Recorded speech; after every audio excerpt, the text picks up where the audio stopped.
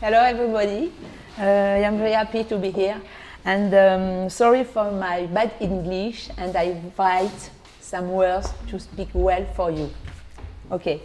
I am Nathalie Negro, Artistic Director of Piano & Co. musical company in Marseille.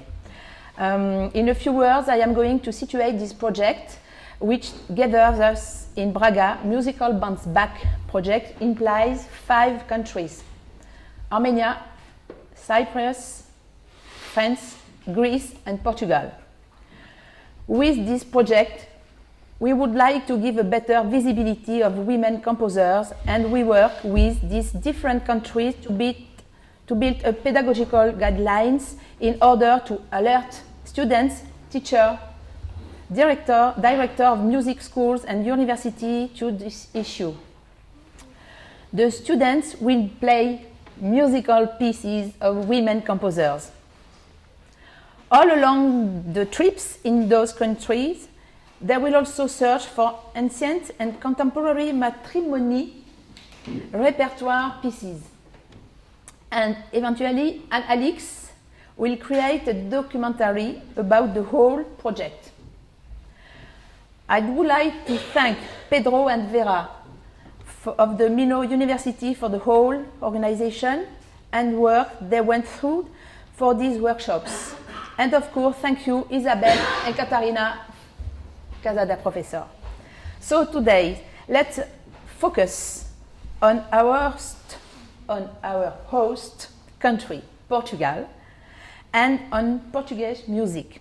But first, let me tell you a little more about our work.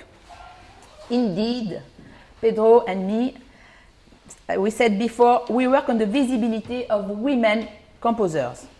However, you can notice 4 men here. Can't we? Let me explain.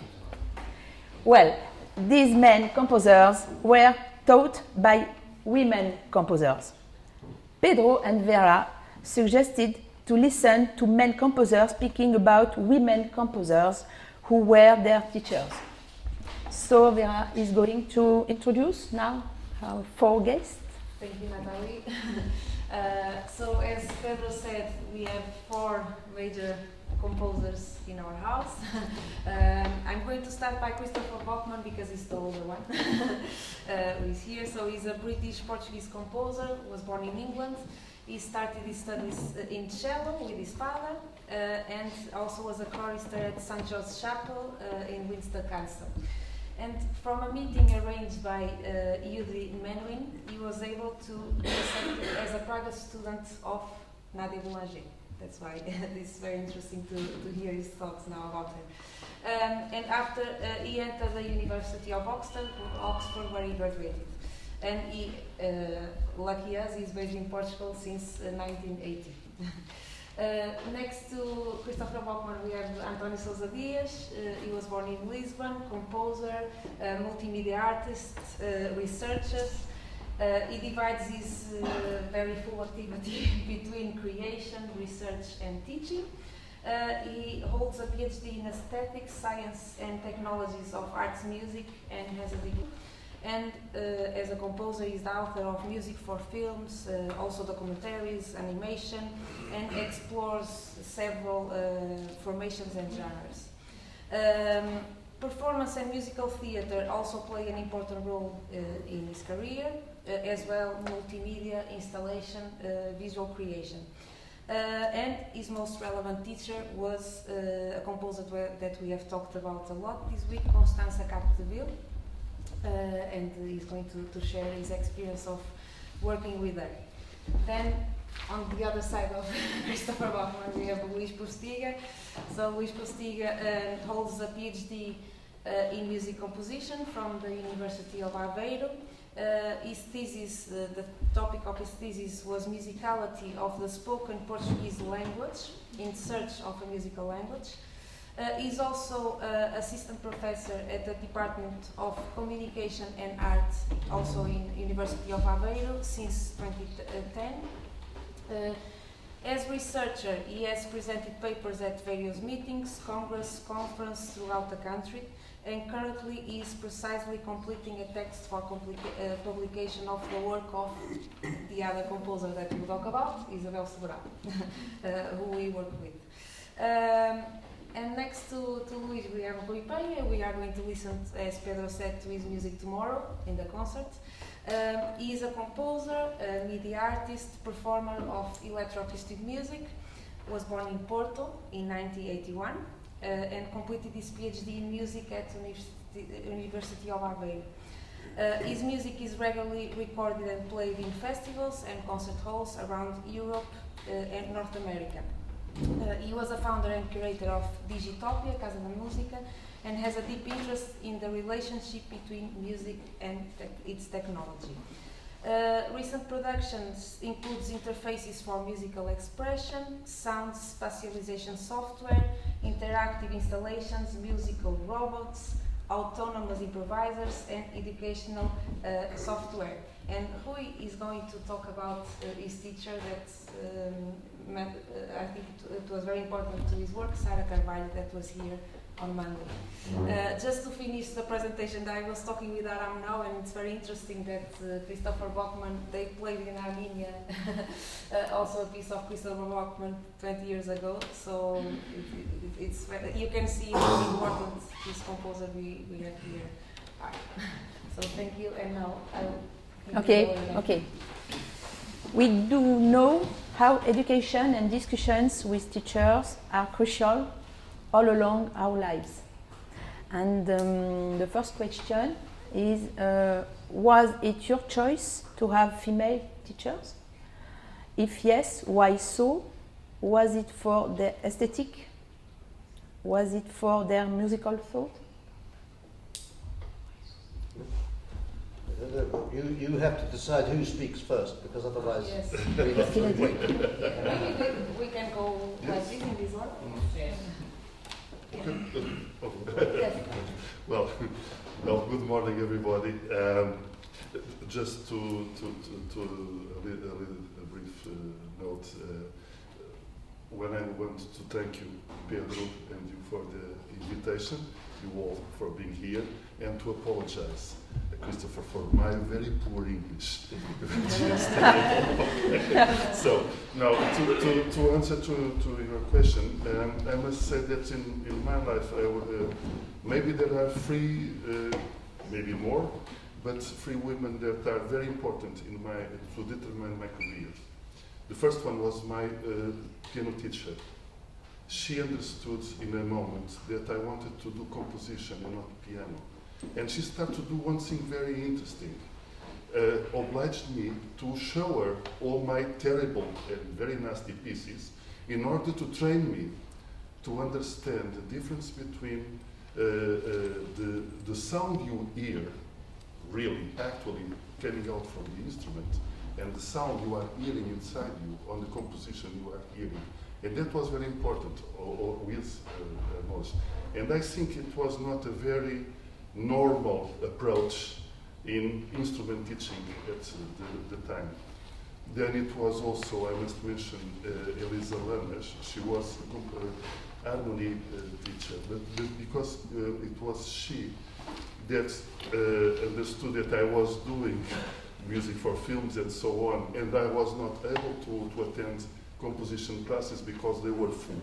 And she made that it was possible to study with a teacher in composition that studied also with Nadia Boulanger, and I think she was not mentioned still, Teresa Macedo, a more classical, classical composer, but nevertheless she was also my teacher in composition. And then I wanted to study with Constanza because there was in aesthetics approaches to musical material that interested me very much. And of course, it was that the movie. And it was again Elisa Lamas that drove me to study. In a moment, Teresa Macedo came back to Porto. Most of the students were driven for another teacher. And surprisingly, I was driven to Constanza. So it was a meeting that changed my life. And so I must say that, in fact, I have at least three women very important, and of course Constanza then in the composition sense and for other aspects related to composition and approach to musical material that were very important. I don't know if we have after the time to express it. Just to Christopher. Thank you very much. I also want to start by thanking Pedro for the invitation to speak this morning. And before I actually answer the question, I'm going to do a little bit what Antonio did, which is to give a bit of background, because without the background, I don't think it's very easy to answer the question. I have to say that I was a pupil of Nadia Boulanger in 1967. I went to study with her in Paris. My parents allowed me to leave home at the age of 16 and live by myself in Paris to study with Nadia Boulanger. I was 16, Nadia Boulanger was 80. And by contrast with the teachers of my colleagues who were sitting around me, the oldest one of whom was Constance de Capdeville, who I think was born in 1939 or so. Nadia Boulanger was born in 1887. And she was a student of Fauré and was in the same class, same counterpoint class as Ravel. Now, with that background, her attitude was, in order to be completely free, you have to dominate and do everything completely well. You have to have complete technique in order to have complete freedom, basically. So that was her attitude. And how did I get to teach her, to study with her? Very simple. I come from a family who are string players, and I wrote a suite for solo violin, which a teacher, my brother's teacher, played at the school of Yehudi Menuhin just outside London. And it happened that on the day that it was played, Yehudi Menuhin was there. And he heard the piece, and he said, "This boy must study seriously." And so when Nadia Boulanger came next time to London, I went to London and had half an hour interview with Nadia Boulanger. I was 15 at the time. And she said, "I want you to come to study with me in Paris." And that is how it happened. It happened, it was an accident, but it was if you like, but it was a very fortunate accident. And this feeling, I have to say, this feeling that total freedom only comes with total command of technique is something which she's never left me in my life. So it wasn't a choice exactly. It was a. But I can't help feeling that this is also a little bit affected by the fact that Nadia Boulanger was in the same counterpoint class as Ravel, and we know that Ravel, in order to keep his technique going, did counterpoint exercises, species counterpoint exercises, just at home, just to keep his technique. When I was 17, I left Paris to go to Oxford University, and when I was 17, I was already writing 6-part species counterpoint in 6 different clefs at the same time.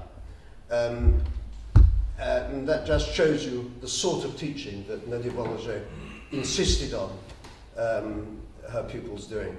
And you wrote your exercise, and if it wasn't exactly wasn't perfect, she made you stick another piece of manuscript paper on top and do it again, and then on top and do it again, and then on top and do it again. And sometimes you had 5 or 6 pieces of manuscript paper stuck with sellotape over the top before you were allowed to go on to the next step. Okay. What can I say now? First of all, I'm going to repeat the greetings to Pedro, to Vera. I'm going to repeat the apologize. Christopher, I'm sorry. With that accent, sorry. About the question, it was not my choice to study with Isabel Sobral. It was actually some kind of sort of destiny, because when I started my studies, I was always in classes in piano, and I have to thank my wife actually. Why?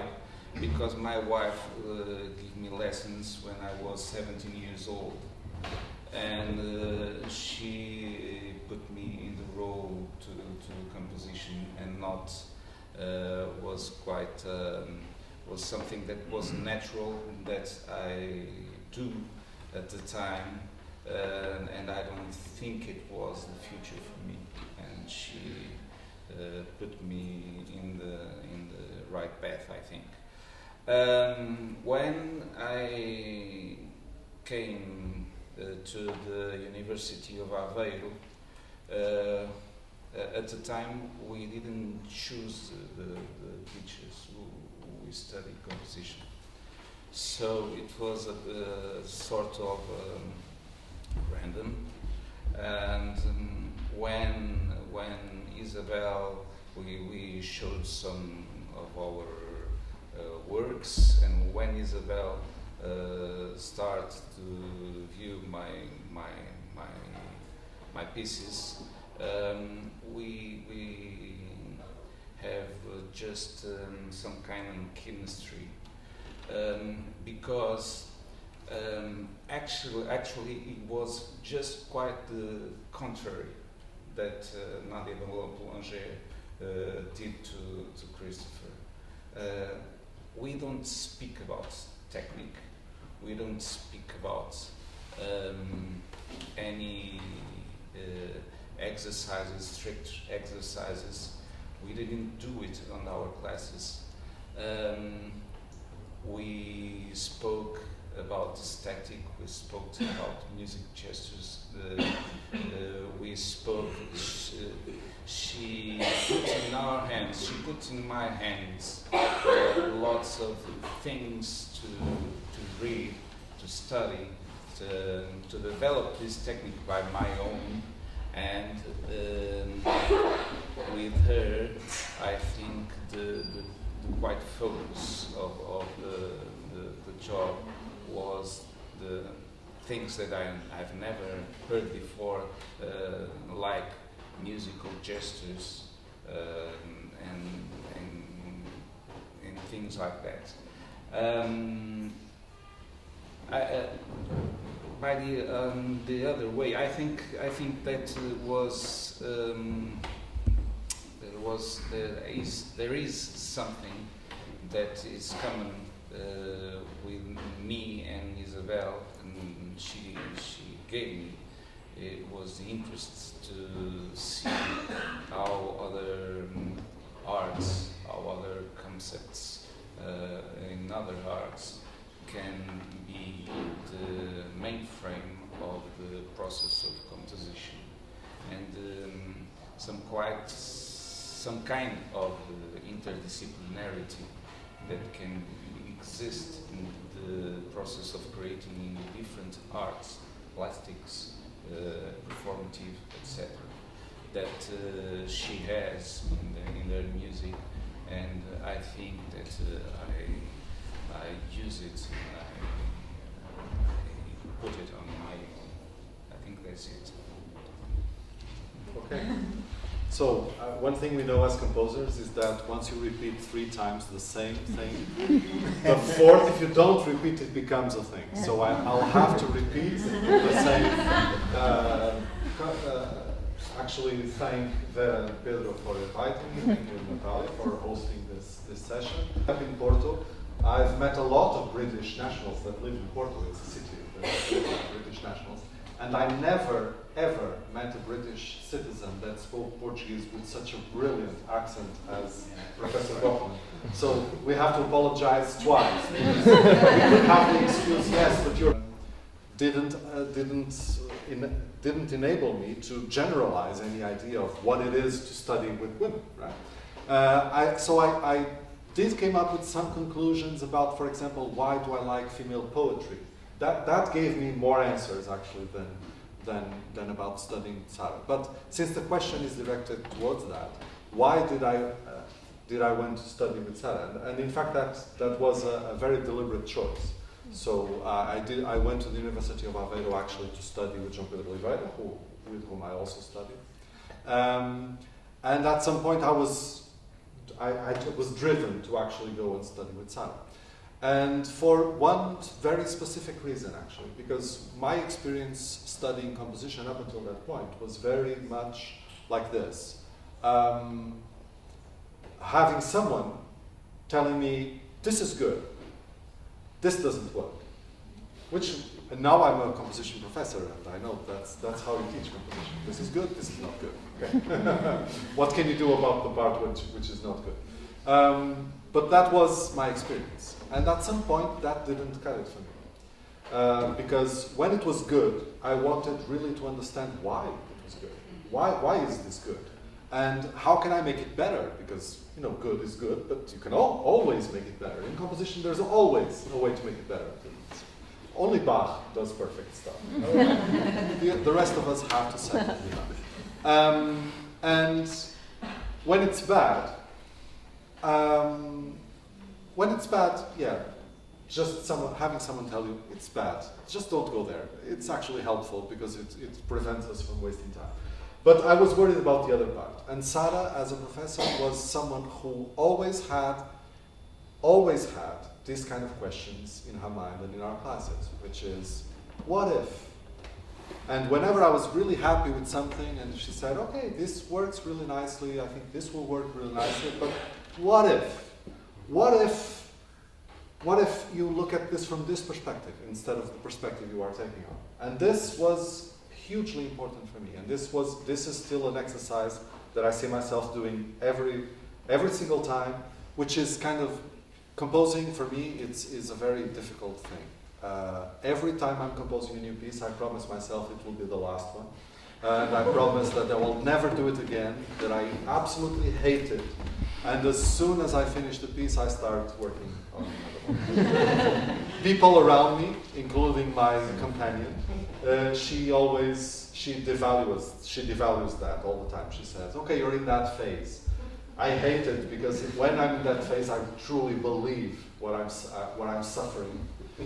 But part of that suffering comes from that. Every single time I'm happy with something I did, I think, hey, this is really good. I'm really proud of this. Immediately Sara creeps in, says, what if you look at this from that perspective? And it ruins the moments of happiness, but it makes my work better, I think. So I'm truly helpful for that. Stefan Sagmeister, the Austrian designer, has one phrase with which I relate a lot, which is, obsessions make my life worse, but my work better. I live by that phrase as well, and so I think I caught that from Sara. That's it. Okay. Antonio, this Constance Capdeville influenced you in choosing music and theater, and currently you work about Maria Teresa. Yes? It's a good question or no? More or less, yes. but let's start from there. But what is the same? Was it the same relationship you had with Constance and with Maria? We can. No, in fact, no. Just to put in context, I work with Constance as a student and very quickly as assistant and colleague. With Maria Teresa, it was someone. Maria Teresa Horta is a Portuguese poetess. I don't know if you have heard from her, but it's a feminist poetess in Portugal that makes part of a process called Free Marias. In the early 70s, the Portuguese state, the dictature, puts a process on a book named New Portuguese Letters, which was kind of erotic poetry. And it's the first time that the state puts a book in the courts for political reasons and moral reasons. Then even at that time, I think, oh, sorry for the name, the French, sorry, I can help you. she came here to, ik had defender as, como é que ela se chama? Que estava com Sartre. Simone de Simone de Beauvoir, and I think other names, came here to Portugal to take their defense. So Teresa has this importance also, and in fact we worked it's someone important for me because poems are quite, always struck me from early ages. My father worked also with her and things like that. Regarding Constanza and musical theatre, it's we normally joked a little bit because I was more attached to cinema, Constanza more with theatre, although we have worked in both branches. I would say just to say from this turnaround, I didn't talk very much about the question of Constanza. I don't know if you think it's going to do in another moment, but just to say that Constanza was quite complex as a person and very interesting. In one sense, she seemed very free in the way she gave the classes at the time. On the other hand, one thing I've learned from her, I must say that just briefly, when I started to study with her, I was alone, now the harmony course, and I was alone on that class. And she said to me, okay, what are you doing? Things like that. I explained the process, and she said to me, okay, now let's go to do an exercise. Do this, do that. This, you know, no, oh, this is like that, no, you do it. And then she said to me, what are you doing here? And I said, well, I have quit engineering, I want to really make a musical career, I work a lot on this side, and I want to have a degree, not only to have the diploma, the paper, but also to have a more precise and consequent view on composition and so on, and your work interests me a lot. And she said to me, well, I'm interested to come to study with me, but first you must finish all the years you have to finish. So I made a compressed 7 years in 3. But then I've started to work with her in the Collect Vida music theatre group she ran at the time as her assistant, colleague, performer, and things like that. Now, for the part of teaching, it is very interesting. Constanza, among other things, gave me 2 books, saying they were very important at different times. The first one was the Theatrize on Musical Objects from Schaeffer. Not because of electroacoustic music, it was not a concern, but from the problem of hearing. How do you hear sound? How do you relate to sound? It's important to understand that Constanza was not only a composition teacher and not only a composer. She worked also on the reformations of musical education hearing. She worked also as a musicologist, and she made also some programs in television. So this was someone very working in very broad areas. The other book, which was very important, when I started giving classes in conservatory, we were in the early 80s. She gave me a book that came out at that moment saying, this is what you need to know, how to give classes. And the book was The Ignorant Master from Jacques Rancière. And this is very important. Rancière, the Maître Ignorant, English? No. Yeah. Jacques Rancière. Jacques Rancière. And this is very important because it explains the teaching method of Constanza. Because it's not the Greek meiotics or other kinds of teaching. It was a teaching starting from the idea that you are not going to become free because I'm going to teach you how to do it. You are not coming to become more intelligent because I'm going to teach you how to get there. You are equal to me from the beginning. Freedom, it's not a point of achievement, it's a point of departure.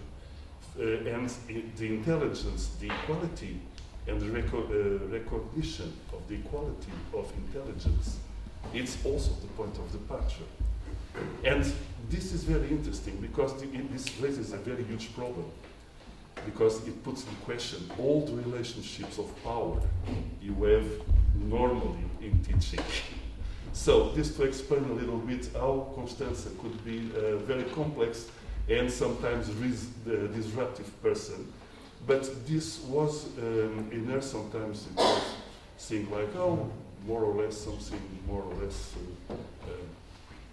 revolutionary, but it was very grounded on the philosophical perspectives. Not only this one, other ones we will have time to develop it later, but just to say, and this was very important to me also, to understand how you can relate in this freedom, recognition from the other. And I think this was very particular in Constanza. And maybe the fact that she was a woman at the time, times were a little bit different, were not better, but different at the times. And this was very striking because she was not a feminist, in fact. Not in fact, in words. Because she said always that when people, it was a question at the time, very fashion question, how is it to be a woman composer? It was almost what we want, so it was a kind of fashion question. And she answered it, this was very surprising for someone like her, that no, she was a composer from the neck upwards. Yes. What is very striking as an answer, because I think the fact that she was a woman also takes a very important part on the way she wrote music and her approach in music. But we'll can discuss it later. We do not want to take so much time, so. Thank you. Christopher, so a question for you. It's a little bit related to this, but do you have any experience, any particular moment with Nadia Boulanger that really marked you as a composer that you'd like to share with us? I think, yes. Let me just, again, before I completely answer the question, let me just add one or two other small things. Talking about the influence of women composers and women musicians, I have also to say that although she died when I was 12, I have strong memories of my grandmother, who was herself a composer, had been trained as a composer. She was a pupil of Max Reger in 1905 in Munich, and wrote most amazing Regerian type of chromatic music. And she was also knew about, obviously, Nadia Boulanger. But do I have memories of Nadia Boulanger? Yes, a number of things. That she had, she was 80 and she had been teaching music for probably 60 years.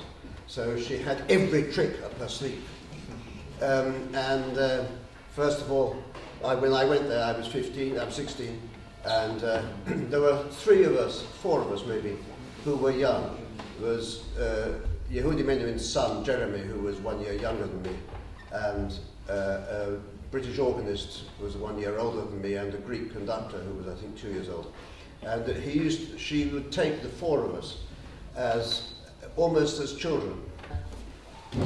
She said, I went to the concert. And the piano, I see a pillar. And then, very slowly, I see two pillars. And the image was absolutely amazing, and you go through this magic. But as I said, she had every trick I can remember one day I went to my lesson, and the other great teacher in Paris at the time obviously was Messiaen, and I mentioned Messiaen for some reason, I don't know why. And she said, "Ah yes, why? Messiaen, he has written a book, Technique mon langage musical." He said, "It's a very dangerous book. It's a very dangerous book." Now, she did that exactly on purpose, because she knew that when I left that lesson, I would go to Place de la Madeleine, which is where Durand had its music shop, and I bought the book on the very day and read it in the following week. But she knew that. She knew that. It was intelligence. It was the tiniest little, and everything would sort of fall into place. And the charm. I don't know. I mean, Rui was talking about, have you thought about, or what if such and such. He's absolutely right. I mean, it's an amazing thing to have someone who doesn't mind saying what if, and will say what if. I'm sorry, but I'm not convinced that that's a female trait. Yeah. It's a trait of a good composition teacher, which is slightly different. I don't know. I mean, I had a relationship with Nadia Boulanger, as I say, of a boy who was 63 or 4 years difference in age. Other people have pupils, have teachers who are 20 years different in age. Other people have teachers who are pretty well the same age. And I think that this sort of thing, especially with, I don't know what one is allowed to say nowadays. Mm-hmm. But when you have a man and a woman together, there is something which is different from when you have a man and a man together. It's not the same. It's not the same chemistry in the air. And if you have something and you get this image, this feel that something is useful and something is coming in, and you also have a feeling of respect, love, maybe affection, whatever, in a person of a different sex, in my case, a woman. Then I think that one's reaction can be a little. It's a bit like. Imagine a good teacher always drops the same drop. And I said pipette, and it drops a drop of something. Now, if it's a male teacher, if it's a teacher of the same sex, maybe the surface on which the drop falls doesn't integrate quite so well. If it's someone of a different sex, maybe you drop the drop, and because the surface is slightly rough or slightly absorbent, the drop goes in and doesn't just sit on the top.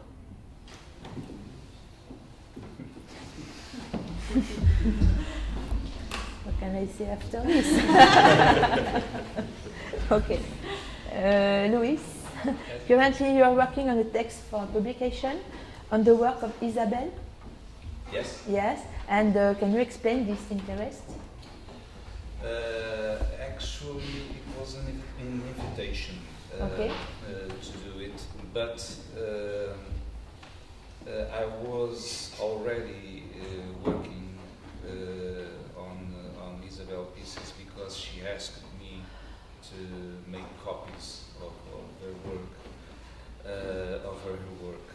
and I obviously I think that all of us that have contact with music, even when he's copying music, is studying it, and sometimes we see and we have to call and say something wrong in this passage, this note. I think that's not this. And this study on the Isabelle's work started right there, with making copies for her.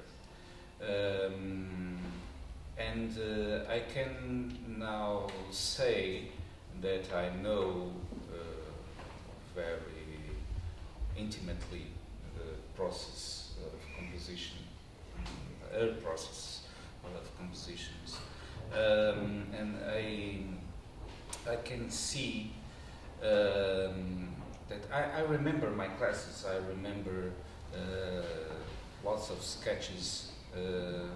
Most of them, not even one note of music, not even one.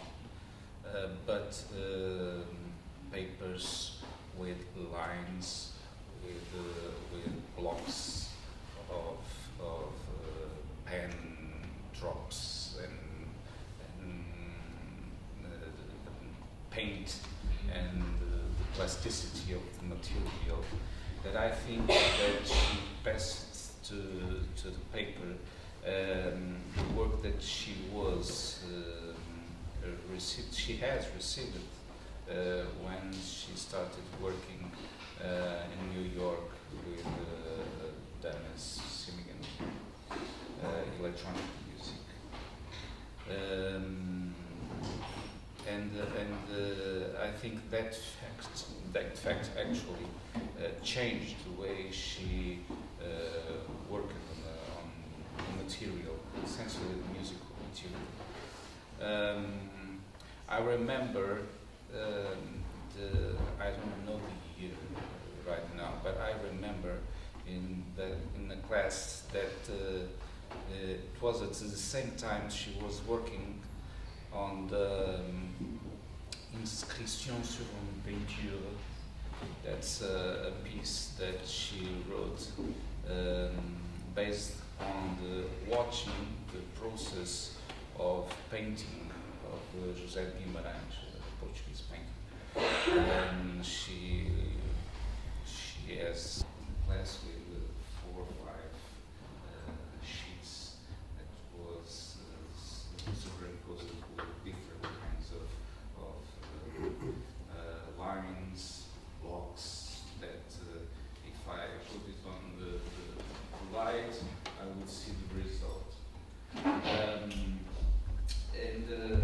I think that plasticity of the material, it was the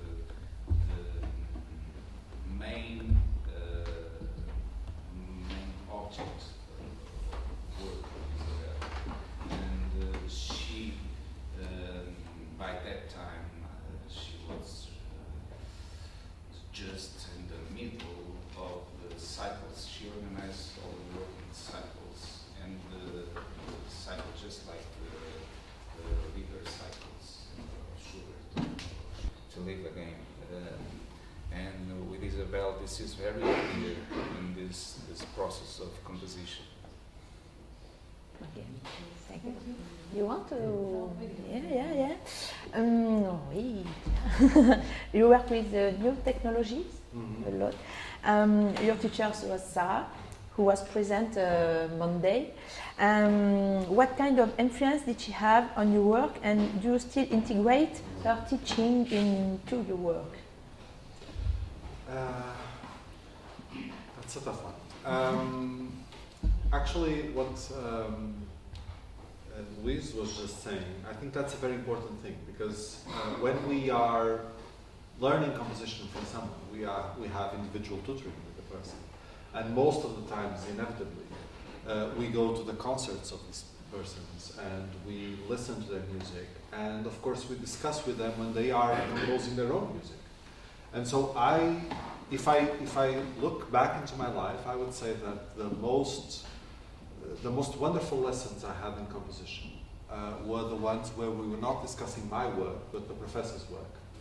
And I feel that now as a teacher as well, that when I don't bring my work to classes, I never do that on purpose, but sometimes my students ask me, hey, but we listened to that in your piece, how did you do that? Or how are you working with this problem right now? And this becomes these usually become very interesting classes. And so when I was thinking about this, I heard on the radio a Portuguese feminist from about the same generation as Maria Teresa Horta. who was talking on the radio. And she was the founder of the female masonry in Portugal.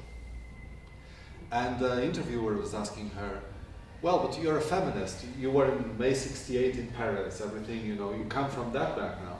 Why did you accept this idea that the masonry in Portugal will be divided between men and women instead of trying to, you know, go for the whole masonry and be both sexes together in that masonry? And she said something that resonated a lot with me. She said, well, you know, because that's how patriarchy wants. Patriarchy wins every time feminists fight to have the same places, to fulfill the same roles that were developed by men.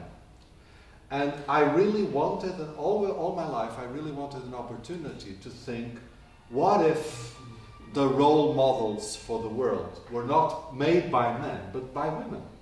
What would that world be like, right? And that question resonated a lot with me. And especially it made me think why I'm so drawn to female poets, actually, more than composers. Poets, Maria Teresa Horta being an incredible one. Ana Luísa Amaral just left us. Even British poets like Emily Dickinson and British language poets like Sylvia Plath, Emily Dickinson. I love them. And I remembered one thing, which might not seem it's going to answer your question, but it will, that I brought from Szymborska, the Polish poet, and when she won the Nobel Prize in '96, she said something which I think resonates with this idea. What if women were ruling the world? What if? And she's trying to establish the difference between artists and dictators. You know, why not? And one of the things is this, because she says, you know, artists tend to be very productive, tend to be very driven, tend to be very impositive of their own ways of seeing things. And she says, at this point, though, certain doubts may arise in my audience. All sorts of torturers, dictators, fanatics, and demagogues struggling for power by way of a few loudly shouted slogans also enjoy their jobs. And they too perform their duties with inventive fervor. Well, yes, but they know. They know, and whatever they know is enough for them once and for all. They don't want to find out about anything else, since that might diminish their argument's force. And any knowledge that doesn't lead to new questions quickly dies out. It fails to maintain the temperature required for sustaining life. And she then adds, poets, if they're genuine, must keep repeating, I don't know. Each poem marks an effort to answer this statement, but as soon as the final period hits the page, the poet begins to hesitate, starts to realize that this particular answer was pure makeshift, that's absolutely inadequate to put. So the poets keep on trying, and sooner or later, the consecutive results of their self-dissatisfaction are clipped together with a giant paperclip by literary historians and called their oeuvre. And I love this speech. The whole speech is brilliant. And answering to your question, why do I bring this? Because I do think that, you know, I'm a feminist. I identify myself as a feminist, if you will. Not only because of a question of justice, but because it's difficult to be a man in a patriarchal world. And I have two small boys, and I worry about them as well, growing up in a patriarchal world. And one of the things that worries me in this world is precisely this. And being brought up as a man, I feel, as a boy, I felt that you are not allowed to show any signs of weakness. And of course, I don't know is not a sign of weakness. I don't know is perhaps the biggest sign of strength, because I have the strength to acknowledge that I don't know. And that's a great strength, I believe. But it's sometimes seen as a sign of weakness. And so, in a patriarchal world, I think boys are brought up to never show this, to always be certain about what they want, always, you know, and we value in the world now this idea of the ambition. We have to be ambitious. And to be ambitious is actually to know the values that we have and really, you know, go through the whole world, take the world in front of us for our ambition to work. And so whenever, what I have from Sara, what I see in myself taking from her is actually accompanying the way she was composing. And the way she was composing was always about what she didn't know, and never about what she knew. And it was not about what she didn't know as in, I'm afraid of doing this. It's always about, I want to understand this. I want to grasp this. And of course, immediately when she grasped something, I vividly remember she composed the piece that I conducted. I tried to conduct at the time. I don't do it anymore. I'll do it tomorrow just because Pedro asked, but I don't do it anymore. But I did conduct back in the day, and I conducted a piece of her. And it was brilliant because I accompanied the whole process, and she was, looking forward into it, and I'm going to do this, and I'm going to try this, and I'm going to try. And I started to conduct the piece. I loved the piece, and she said, "Yeah, not sure. I don't know." And this "I don't know" was always a big presence with her. And for me, it's a very, very important thing to have the strength of finishing a piece and saying, "I don't know. I don't know." That's it.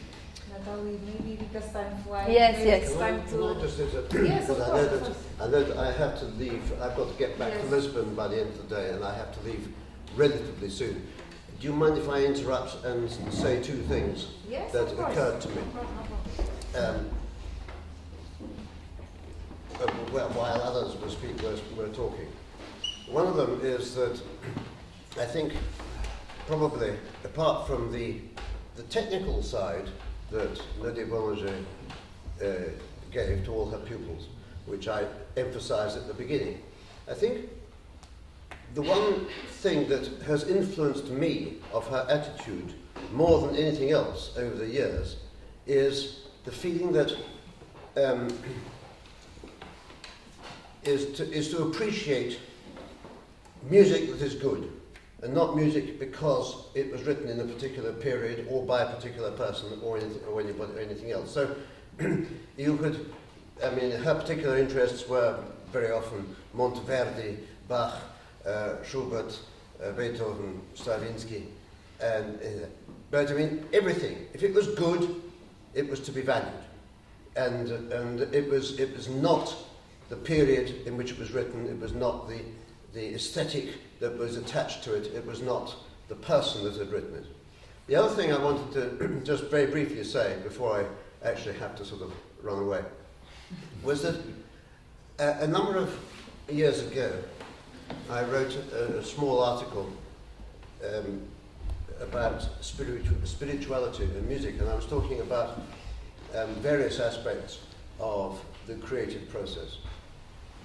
And it seems to me that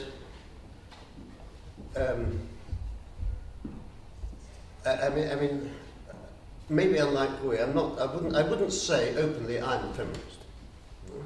I wouldn't say openly I'm whatever the other word is, masculinist. I would say that, and I apologize for anyone who thinks that you're not allowed to, you shouldn't be allowed to speak about religion. But the story is, the myth is, if you like, that the baby Jesus was born from a father and a mother. A father of a spiritual type and a mother of an earthly type. This is the myth. And I feel that in many ways a composer, when he writes a piece of music, is trying to produce his own baby Jesus. And within your own brain, you have this sort of dialogue from one side to the other, and the male side of it and the female side of it, and they come, and at some particular point, the things begin to gel, and the thing actually begins to form itself in spite of you. It's not your decision that I will. Today I'm going to write a good piece of music. I mean, no. You set up the situation which you hope is going to gel and produce thing. And it is like this. Both sides. One side, the male side on its own, the female side on its own, will never produce the baby Jesus ever. Ever. And you won't produce your composition just by one side. Never. And it is always the conjunction and the fusion of the two that will further the human race, that will further the composition, the creation of things which are innovative, which are new, which you've never done yourself before, which you may be unsure about, yes, because you've never done them before. But that's what's exciting, because you've never done it before. But it's produced for you in many ways. It's not you producing. I'm sorry, that's what I wanted to say. I'm sorry if I interrupted your program. Thank you. So I think now it's time to open questions. Thank you very much.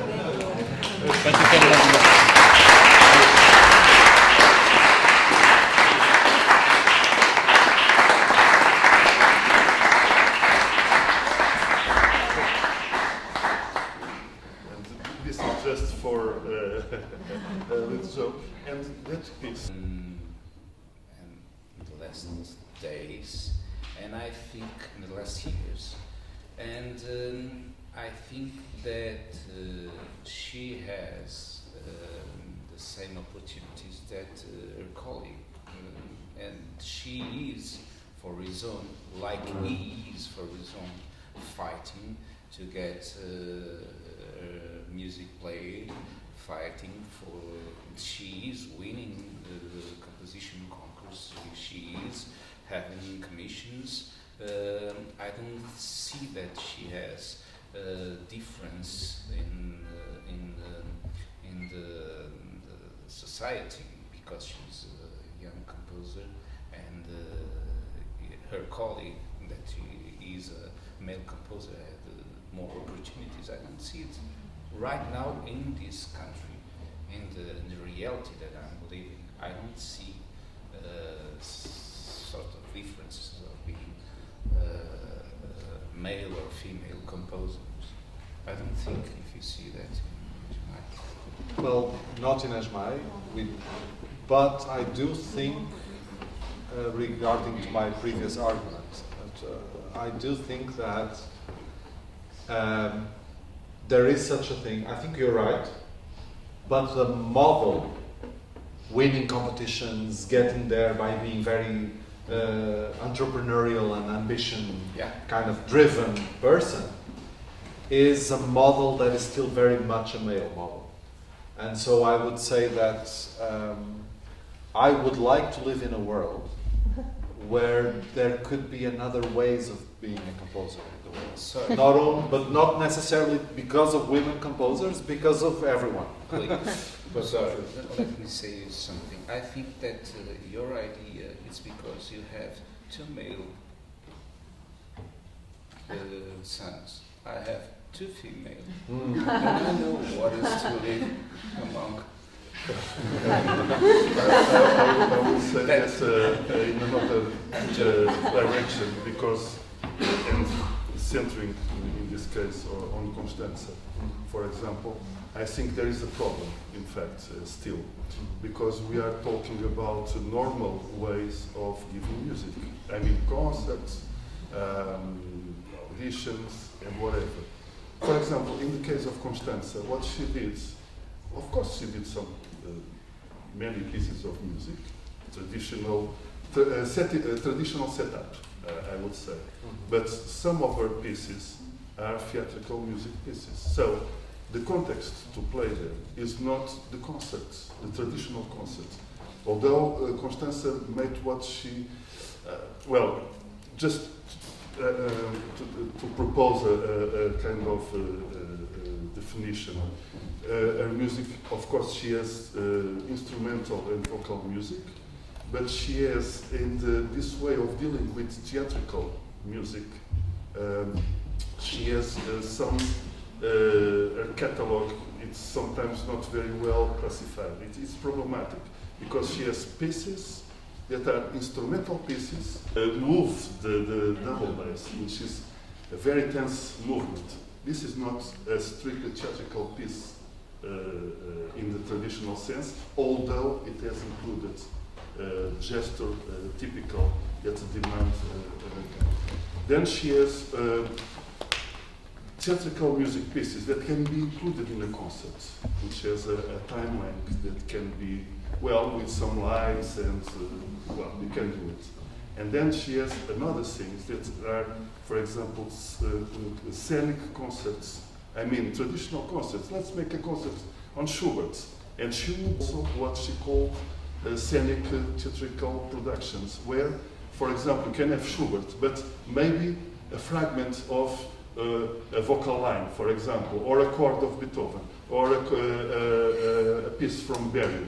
But suddenly you hear John Lennon, and that is in this. When you go to this, moving to this side, that's why you see that normally with Constanze, even here, you hear always the same pieces, because that are those which are not her major production, but are the pieces. In that case, there is only one solution to do this kind of thing. It is to say that, for example, in '98 I've made a play to show them in the way they work, the context, the importance of context. And that's why, for example, in that moment, this was a kind of, because there are productions at Aveiro, written Don Juan, which is at the opera. I've worked also in Vum Vum Cathy, a spectacle which we have done. There is a problem in some cases, especially when you move out of the frame.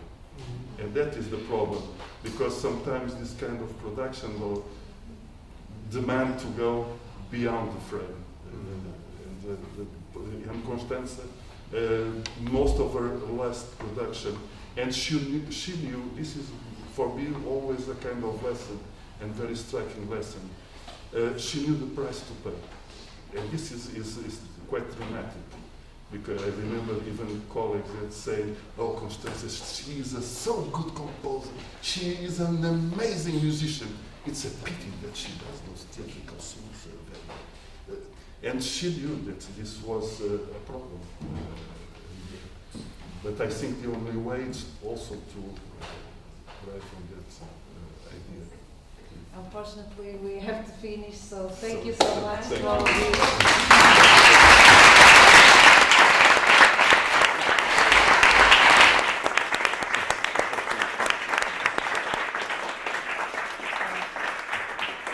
For coming to Braga and sharing your experience. Thank you also to Natalie for the very interesting Thank you, questions. Vera. And I have to thank Pedro for this brilliant idea, because I think this is a Yes. moment we'll remember for Yes. many years. Thank you all.